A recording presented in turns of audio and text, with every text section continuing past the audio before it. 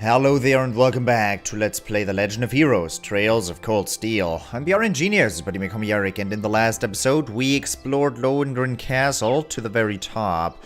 We ended up finding the key that was binding the, behind the barrier that kept us from leaving the castle. And Milliam ended up attacking it, and it ended up summoning a ghost called Nosferatu. We ended up fighting that ghost, of course. It was our boss fight for this section of the chapter. Or for this chapter. And, well, it was quite tough, and after we beat it, the orb still had some power remaining in it, and it almost beat us down until it was pierced through by a Lance Maiden, a Steel Maiden, well, of course, our party they all thought it was the ghost of Saint Sandlot, because it's her castle, or it used to be like her castle, her household, and she used a lance as her weapon. But our little friend Celine, the cat, said it wasn't Saint Sandlot, it was the Steel Maiden, and we don't know a Steel Maiden, but it doesn't matter. It doesn't matter. Let's talk to everybody and then be on our way. Because we have another stage to go to. We have Guerrilla Fortress to go to next. Oh yes, please take this book with you for your journey. It's apparently quite the interesting read, so I'm hoping it'll help the long train ride pass more quickly. I don't know. I mean, I guess. I can't believe that you're already leaving. It feels as though you only just arrived. Please do be careful on the journey home.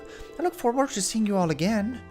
You know, in the Trails in the Sky universe, it's much harder to actually, get all the books, because not only people have them, sometimes they're just scattered on some random bed and really tough to find. In this, they're just thrown at the back of your head, and then even if you miss it, you can still buy it at Mix. So yeah, pretty casual, all things considered.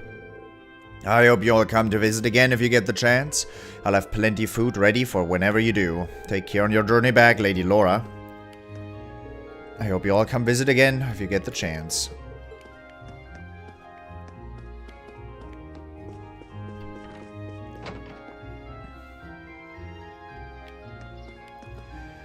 I believe you'll all be making your way to Guerrilla Fortress next, correct? Please do take care. I look forward to our next meeting. I believe you'll all be making your way to Guerrilla Fortress. It's just such a nice day again. With the clearest water no one could have ever imagined. Nice. I did not check outside of the manor. I hope that doesn't come back to bite me. I'm not gonna go back. For reasons. I don't... I can just teleport. It's worth. I forgot, okay? There might be, something important. No? Okay. What's that weird black... You see that? The black dot on the top. Oh, it's with. Oh, there's a dot everywhere. Okay, I see them now. How weird. How weird is that? Okay, let's teleport to the. Why don't you have the training hall? I don't get it. Let's enter the training hall and say goodbye to everybody. Thank them for their help with everything yesterday. Man, you guys are dedicated to your training. It sounds like those two kids are thinking long and hard about what they did. If they truly wish to become stronger, they'll come and join us here in the training hall. I'd be more than happy to train them. It sounds like those kids are thinking long and hard about what they did wrong. I saw a weird light over at the castle again last night, so that was seriously Saint Sandlot? Man, I'm stoked I was able to see her. Yeah, about that. A lot happened last night, huh? But I guess it's all's well that ends well. I hope you have a safe journey on the rest of your field study. There's no finer way to spend the morning than training. Take care on your way back, everyone. You're always welcome to come back and challenge us another time. We'll be sure to keep honing our skills in the meantime. Oh, I'll be sure to hone my skills as well. Because my skills apparently do not get old. They just get more mature. And better. And stronger. And all those other weird things that I'm not going to mention right now.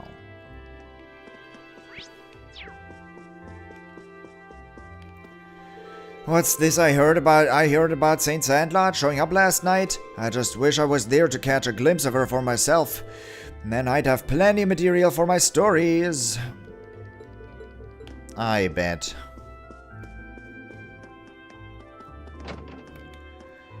I really was losing myself in my panic yesterday evening. Meanwhile, Father Hamilcar remained calm and collected throughout it all. I never would have been able to calm down were it not for him either. Irresponsible as he may be, perhaps there's more to him than meets the eye. Father Hamilcar may be the most irresponsible man I know. All he does is tell fairy tales to the children, but perhaps there's more to him than meets the eye.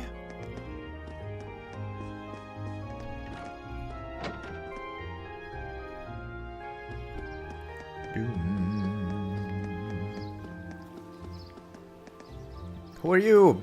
Cheering on. Out of protest, I'm not going to talk to you three. That's a joke. Of course I'm going to talk to him. Lady Laura! The three of us made lunch for you, so please take it. Celestial pasta soup ×3. Thank you. I'm sure it'll be delicious. We hope you enjoy it. Oh, and we packed enough for your lady friends, too. Wait. What about us? You did muster up an admirable performance yesterday, I suppose. But don't forget, we won't forgive you if you get too close to Lady Laura. And lest you blithely forget, take these as our helpful reminder. Roasted fry up. Nice. I don't think I need the wind to clue me into what they're implying. Must this petulant gaggle be annoying right to the very end? Thanks. You three did assist Lady Laura last night, so I have my thanks. But that still doesn't excuse you getting all close and personal with her. You need to keep your distance from her, got it? We shan't forgive you otherwise. Yeah. Please do be careful on your way back. I hope you continue to flower in the fertile soil of Academy life, Lady Laura. Do come back and visit Legrand again soon. The fact that you will be leaving us again means that my days of pining for your soon return will begin anew. Please do be careful on your journey, Lady Laura. Okay, let's take a look at what you just gave me. Ooh, 3 roasted fry-ups. Damage. It bursts into flames. What? Deluxe pasta. Custard pudding. Celestial pasta soup. Cures burning, restores 150 EP, has a refreshing taste. Nice. Pretty good. Something I'll never use, but, you know, good. Good. Seems like Julian and Carno were trying to form a little group, the Junior Eisenritter they were calling it. They may have had us all worried, but that's an idea only a kid from Legram would dream up. To tell you the truth, I once tried to do the same thing when I was a child, as did my father. Seems like Julian and Carno were trying to form a little group. I'm gonna look at your Master Quartzes. Scepter, Wing, Mobius. Space Elemental Master Quartz increases potency of healing items. Do.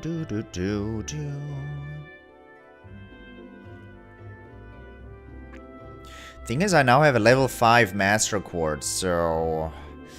yeah, I'm gonna waste all the Master Quartz experience now if I don't equip him with something else. Offensive arts, I don't use arts on him. Damage of offensive arts, Pandora.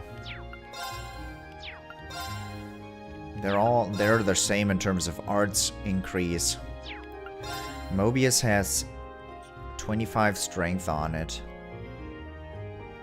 I was told Mobius is incredibly powerful. Prevents abnormal status down.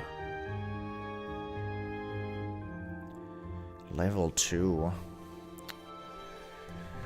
mean, that doesn't seem useful at all, but leveling it up might still be useful.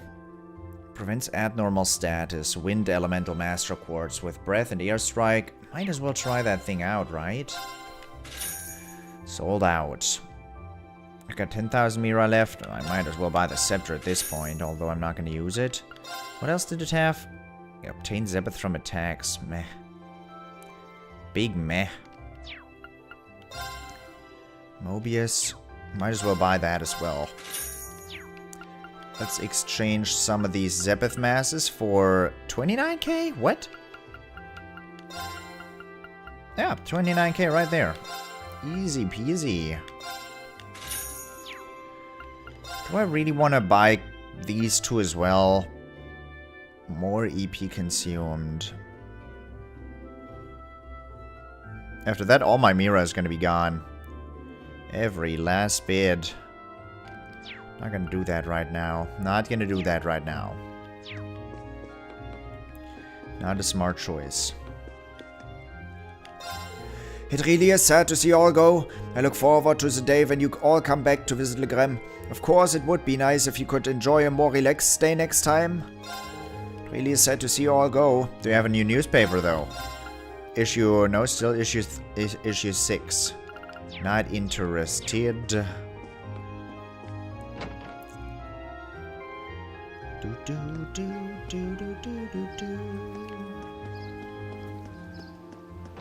Anyone in here?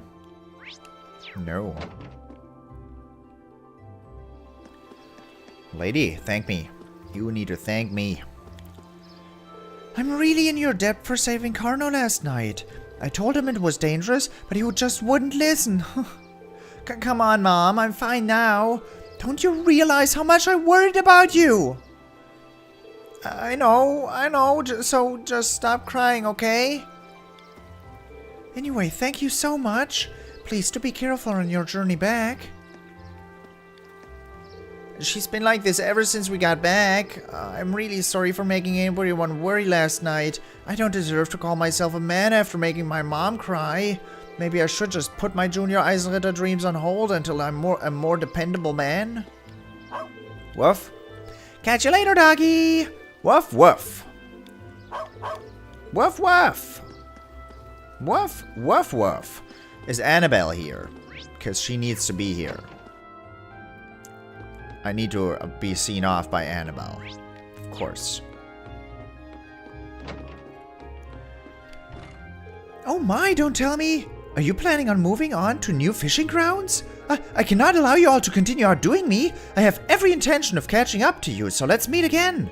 Right, that sounds swell. She's quite the strange one, isn't she?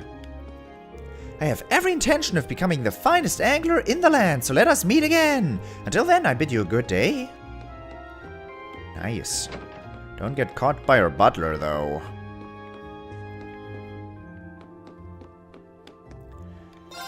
These past 2 days have certainly flown by. It'll be a shame to see you all go. Meanwhile, Zeria and her friends have been beside themselves with despair all morning at the thought of you leaving. Please do come back to Legrem if you get the chance. Everyone here would be glad to welcome you all once again. Please do come back. What could I buy here?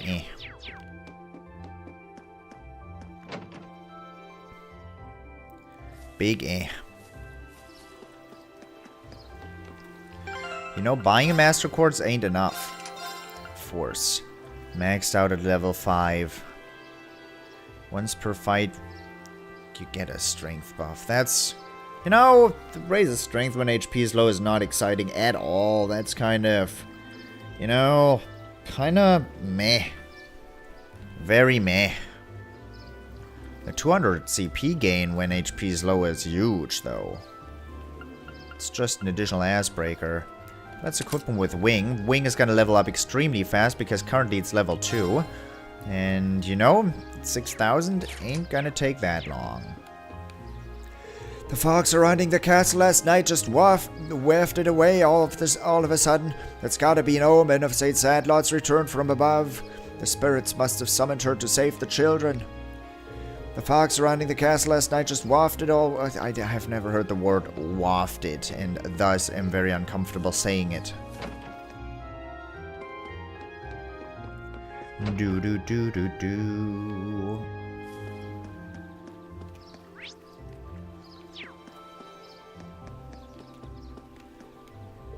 I really can't thank you all enough for last night. I've given this fool the scolding of a lifetime too, so you don't need to worry about that. Take care on your journey back, and good luck with your studies. Thank you so much for all your help last night. Take care on your journey back, and good luck with your studies. Be careful on your way back, everyone. I'm still not really sure what happened back at that castle, but maybe it was Eidos telling us not to misbehave anymore. That really let me have it when I got home too, so I'll be careful from now on. I bet you will. Right then, I'll be taking Julian along with me to pray today. It's all thanks to Eidos and the spirits that he returned safely after all. Not offering our prayers to them would be the height of disrespect. What did I do? Nothing? I just stood at the side and looked pretty? I bet. Nothing to be done in here? No sparkling thing? Nothing?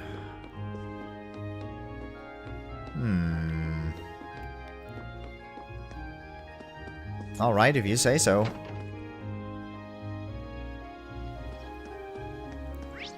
If you say so. So the station is the last point of interest. It's been 17 minutes. Let's see this. Red Moon Rose chapter 11, 28 pages. Whoa. Battle in the catacomb. Watching Elroy... I don't have any water left. No.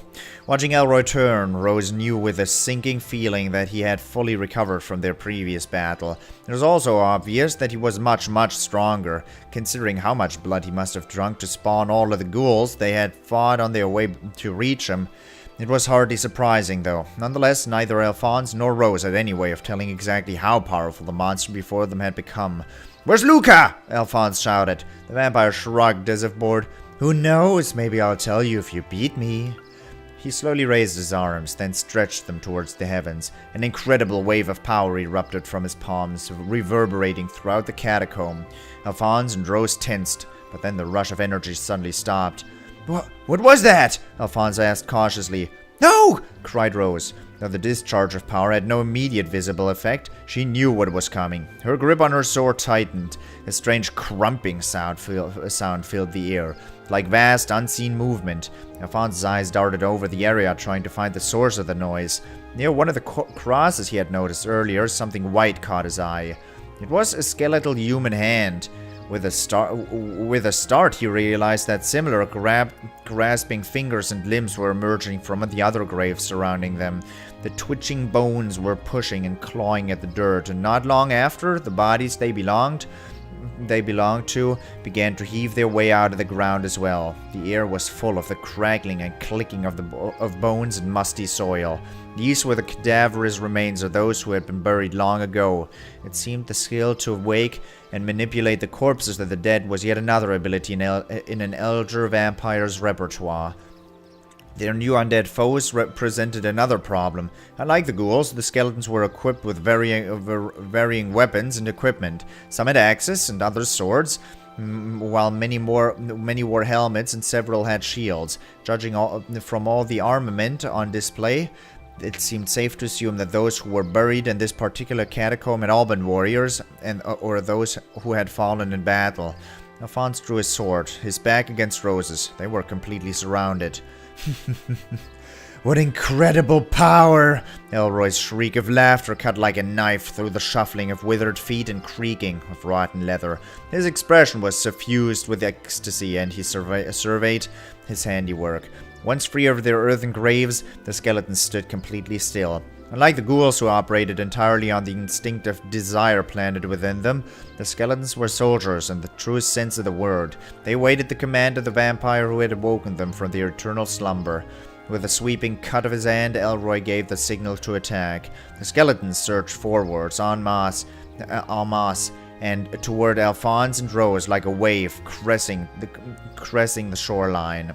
Each of them held their weapons out at the ready, but there were simply too many of them to block them all. Just before the undead army reached them, Alphonse felt Rose's tap on his shoulder from behind. Instantly understanding what she was trying to tell him, he swiftly crouched to the ground. As Alphonse ducked, Rose jumped high into the air. She twisted the upper half of her body, her right arm stretched over the left side of her torso.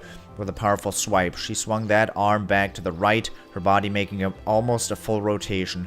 The motion lent an even greater power to her swing as she whipped her Templar sword around in a scythic arc. The heads of the closest skeletons exploded into a fine white powder as the segmented blades made contact. The sheer force behind the blow also blasted back the second row of skeletons, giving the pair precious breathing space. Not letting the opening go to waste, Alphonse leaped up from the ground and charged forward through the sea of bones toward the vampire. Some skeletons tried to oppose his advance, but he simply bashed them aside, slashing, kicking, punching, and otherwise doing whatever he had to in order to remove them from his path. It was ugly, but effective. Elroy was nearly in his reach. Rose, meanwhile, was doing all she could to draw the skeletons' attention, switching rapidly between using her sword and pistols. She also did her best to cover Alphonse from afar, attacking enemies bearing down on him from behind. "Why, Elroy, what happened to you?" Alphonse cried over the clamor of battle. As he smashed his way through the legion of skeletons, he couldn't help but wonder how the two of them had come to this point to begin with. They had first met several years before, when Alphonse joined the Imperial Army. Elroy had been an orphan who had lived in poverty before being scouted out for the military by Gerard for his exceptional skill with a sword. As such, the two of them shared a lot in common. While Elroy didn't even know who his parents were, they were both orphans, and they were both saved from solitude by Gerard. They soon felt an affinity toward one another, becoming good rivals and aiding each other in improving their skills. Yet, at some point after that, their relationship took a turn for the worse. Even so, Alphonse still saw Elroy as a comrade, and respected his strength and skill. No matter how many times Elroy acted unpleasantly or coldly toward him, that feeling never changed for him. And that was why even now, all he had seen and done, he still couldn't bring himself to believe that Elroy was a vampire. That Elroy, someone he had practically grown up with, was someone who could heartlessly take the lives of innocent people, or toy with them as food? After what seemed like an eternity, he finally dispatched the last skeleton standing between him and Elroy. His path was clear. He raced towards the vampire, the silver sword held high and a war cry erupting from his lips. Watching him with undisguised amusement, Elroy smoothly drew his own blade. Once again, their swords locked together in opposition. "I won't let you harm anyone else! As a friend, I can't allow you to!" "Don't you give me that!" Elroy blocked Alphonse's attack with a contemptuous swipe of his own sword, held effortlessly in one hand. He then repelled Alphonse's blade with incredible force. Alphonse's arm was knocked back, but he turned it to his advantage and used the momentum from Elroy's attack to spin around and attack him with a sweeping horizontal slash. Again, Elroy rebuffed him, this time employing but a single finger. The digit was burned by the blade, but though it smoked, Elroy didn't show the faintest sign of concern. Instead, he began to focus his strength into it, causing the sword to begin to crack.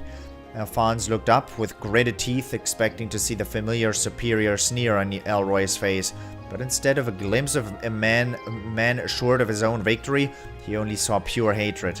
The look was so intense that he almost faltered. "Friend? How dare you call yourself my friend after you tried to steal what matters most to me?" Elroy's words caught Alphonse so off guard that he wasn't able to react in time to parry the downward strike from Elroy's sword. The blade made contact, slicing through Alphonse's gardened uniform from shoulder to navel. Blood sprayed in the wake of the slash, and he owled in pain. Hearing his cry, Rose called out in concern. The path he had carved to Elroy, however, had long since filled with skeletons that she was diverting, and Alphonse knew he could expect no help from that quarter. Fortunately, the wound was fairly shallow. As if to demonstrate his fitness, he nimbly retreated backwards and raised his sword again. "What are you talking about? I don't remember ever taking anything from you!" "No, don't." "Silence! Your chance to repent is long since past!" Elroy renewed his attack with relentless force. Alphonse tried valiantly to resist, but his injury impaired him from fighting to his full potential, and Elroy managed to land one slash after another. Blood began to soak through his shirt. Though all superficial, the number of wounds on his body increased steadily, and he began to feel lightheaded. Nonetheless, he raised the sword yet again, but only pure willpower kept the blade from wavering. Elroy watched this display with glee. His mouth quirked up in a smile of anticipated victory. "Don't worry, you won't be alone for long. That vampire hunter and the girl from the tavern will be joining you very soon." Alphonse trembled at the promise in those words, but they also filled him with renewed determination. "Elroy, I don't know what you've got against me, but no matter what it is, I'm not gonna let you kill me. I'm not gonna let you go. I'm not going back on my promise." "What are you talking about?" Elroy asked, the smile slipping from his face. "You think you can kill me? Go right ahead and try, because I'm not gonna die, and I will stop you." "Enough!" Enraged, Elroy finally clasped his sword in both hands. Fury and monstrous energy radiated from him in waves. Alphonse knew that this would be the strongest attack yet. "You're finished!" Elroy cried, swinging his sword downwards with all of his might. Death approached from above, and Alphonse saw it coming, but he made no move to block it. His silver sword still raised in front of him, he took Elroy's attack head-on. Once again, the vampire's blade made contact with Alphonse's left shoulder, cleaving through body, muscle, bone, and all. Or at least, that was what he expected to happen. What happened next defied all logic. As the sword carried downward, it sheared through Alphonse's left collarbone, then stopped. Trembling with effort, Alphonse looked Elroy straight in the eye, and it was not the look of a man who had been bested. Straight in the eye, and it was not the look of a man who had been bested. Alphonse hadn't decided to not defend against Elroy's attack. Instead, he had resolved to receive it, and focused his concentration to its limits. The moment the blade entered his body, he had suddenly stiffened all of his muscles, thus allowing him to halt the sword's advance. Elroy was stunned by what had happened. The outcome was just so far removed from the victory he had envisioned that he could only gape at the other man, and it was shock that Alphonse had been courting. It was the opening he had so desperately created. Ah! Ignoring the pain surging through his body, Alphonse prepared a strike. Elroy released his own sword's hilt, unable to free the blade embedded in Alphonse's shoulder. He took half a step back, weaponless, defenseless. The tip of Alphonse's silver sword flew forwards, piercing the vampire straight through the chest. As it sank deep and true, the catacomb fell silent. With a dry sound, almost like a sigh, the skeletons Rose had been fighting crumbled to the ground. Finally free from the need to fight against them any longer, she stopped and turned to Alphonse. She watched in mute astonishment as Alphonse withdrew his sword from the vampire's chest. Elroy dropped to his knees, then collapsed. His enemy defeated, Alphonse then turned his attention to himself. With clenched teeth, he pulled out the sword that had been embedded in his left shoulder. Blood spurted in a bright arc as he freed it. He tried to stop the bleeding by holding his hands over it, but the wound was just too deep. Blood continued to flow out between his fingers. "Maybe I overdid it a little," he said a bit unsteadily. Rose sighed. "You truly are unbelievable." She picked her way over to him, carefully sidestepping bones and weapons in her path. Gently she placed a hand over his, and Alphonse felt a warm sensation suffuse his body. She was using her thaumaturgy to heal his injuries. "You only have one life," she chided him. "You shouldn't treat it so carelessly. I always knew that you were foolish, but perhaps foolish, idiotic, imbecile is more appropriate. Despite the admonishing tone of her words, Alphonse could tell from her face just how relieved she was that he was all right. Feeling somewhat guilty for worrying her so much, he watched as his wounds rapidly began to close. While her thaumaturgy could only heal physical wounds and not restore his lost stamina, it was still more than sufficient as first aid. Suddenly they heard a soft groaning sound from nearby. It had come from Elroy, who was looking up at the ceiling with a vacant expression. His skin had begun to crack and slowly crumble away. He seemed to be trying to say something, but his voice was so quiet that it was impossible to make out what. Rose slowly drew one of her silver pistols and pointed it at Elroy's head. Alphonse started. "What are you—" "His fate is sealed, regardless, but I can't allow him to pass like this." There wasn't a moment to waste. As a vampire hunter, she had a duty to finish off her targets. To Alphonse, her decision seemed heartless, but he also knew that she had no choice. Yet it still frustrated him that it had to end like this. He still had a lot of questions that he wanted to ask Elroy. Had he been a vampire for the whole of the time that they had known each other? What had driven him to start taking the lives of innocents now? And why did he hate him so much? Nonetheless, he knew that vampires were simply too dangerous to be allowed to exist. As such, he stood by silently, allowing her to do what she thought had to be done. But Rose simply stood with her pistol pointed at Elroy's head, never pulling its trigger. "This doesn't make any sense," she murmured. Alphonse looked at her. "What doesn't?" "I don't understand." "But what don't you understand?" There was puzzlement and not a bit of wariness in Rose's reply. "There's no scent. None at all." "Scent of what?" "The scent of an elder vampire." At that moment, something flew at incredible speed through the darkness.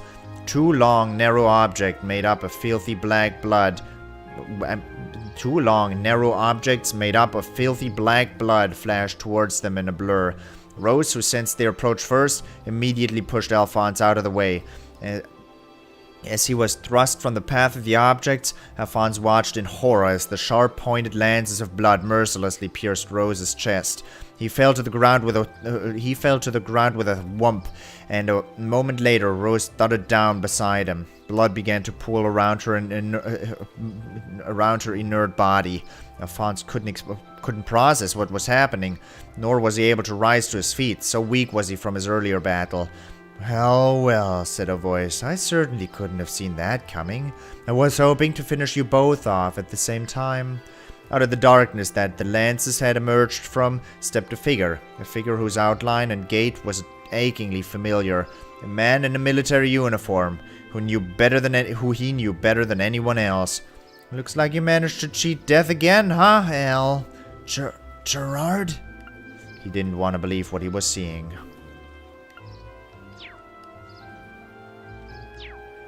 Cheated death, huh? Boy. Plot twist.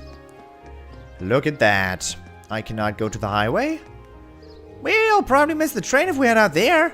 Undoubtedly, let's make our way to the station then. Alright. Wow.